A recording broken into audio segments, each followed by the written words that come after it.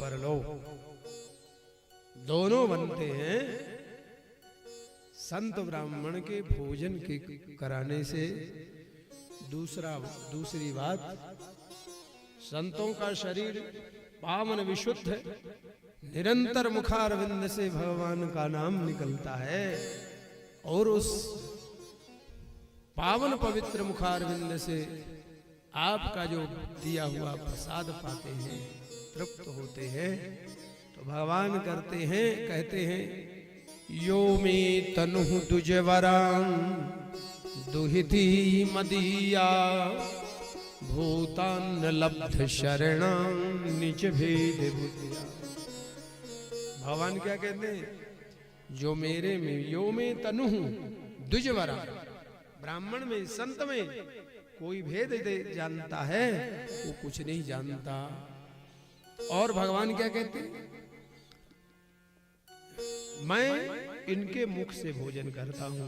ना हम तथात्मी यजमान हवेर्भूताने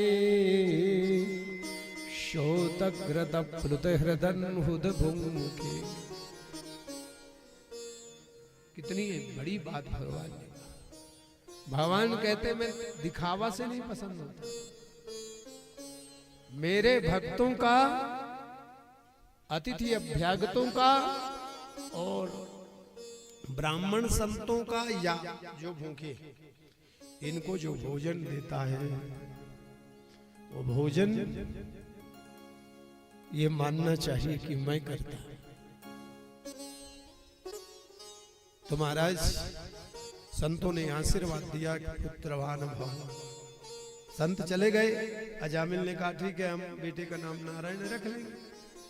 अजामिल संतों को भेज दिया, कालांतर में बेटा हुआ। तो अजामिल तो भूल गया, नास्तिक व्यक्ति, नारायण क्या होता है। लेकिन धर्म पत्नी ने कहा आपने संतों को वादा किया है बेटे का नाम नारायण रखने का। अजामिल ने कहा नारायण रख लो, मुझे कोई आपत्ति नहीं। और बेटे का नाम नारायण रखा गया। अब जितनी बार जब बेटा बड़ा हुआ लोग पुकारे नारायण नारायण, अजामिल भी पुकारे नारायण जल लाना। इसलिए हमारे संत लोग सब हर बात पर नारायण उच्चारण करते। नारायण ये अमुक काम करके आओ, नारायण भोजन लाओ, नारायण यहां चले आओ। कितनी बार भगवान का नाम निकला है। समय व्यतीत हुआ जामिल का। एक बार संयोग से हम दूत आ गए, 80 वर्ष हो गए। अब वो बेटा नारायण तो दूर था, तो बेटे को अजामिल जब काले कलूटे दूत पकड़ने लगे तो आवाज लगा रहा है नारायण बचाओ, नारायण मैं कष्ट में हूं, मेरी रक्षा करो। कह तो बेटे के रहा, लेकिन भगवान नारायण ने सुन लिया। अपने पार्षदों को बुलाकर भगवान कहते हैं जाओ मेरा भक्त कोई कष्ट में है। आ गए भगवान के पार्षद, भैया ये नारायण कह रहा है, इसको आप कष्ट पहुंचा रहे हो, बांध रहे हो, ये भगवान का नाम ले रहा है, इसे कष्ट दे रहे हो। भगवान का कहाँ नाम ले रहा है, तो बेटे का नाम ले रहा है, इसके बेटे का नाम नारायण है। तो विष्णु पार्षद क्या कहते हैं, बेटे का नाम तो कल से नारायण, नारायण तो अनादि है, शाश्वत है। पता है नारायण शब्द के उच्चारण करने से सकृत एव प्रपन्नायो तवासमिति च याचते अभयं सर्वभूतेभ्यो ददामि तत्व्रतं मम। एक बार भी नारायण शब्द का जो उच्चारण कर ले हमारा अधिकार होता है और मैं मुक्त कराया। 12 वर्ष की आयु में वृद्धि हो गई अजामिल। कहा विष्णु पार्षद ले जाना चाह रहे थे, आयु में वृद्धि हो गई और नारायण अब क्या किया अजामिल, अब होश आया नारायण अजामिल को कि नारायण में क्या शक्ति, भगवान के नाम में क्या शक्ति है। इसलिए कलौ केशव कीर्तनात् यत् फलम नास्ति तपसा न योगेन समाधिना तत्फलम लभते सम्यक्।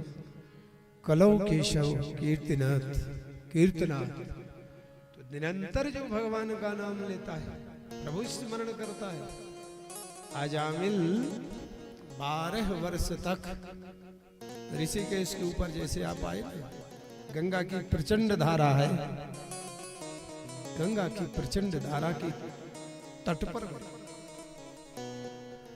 किसी के संस्कार की जरूरत नहीं। इस पंचभूत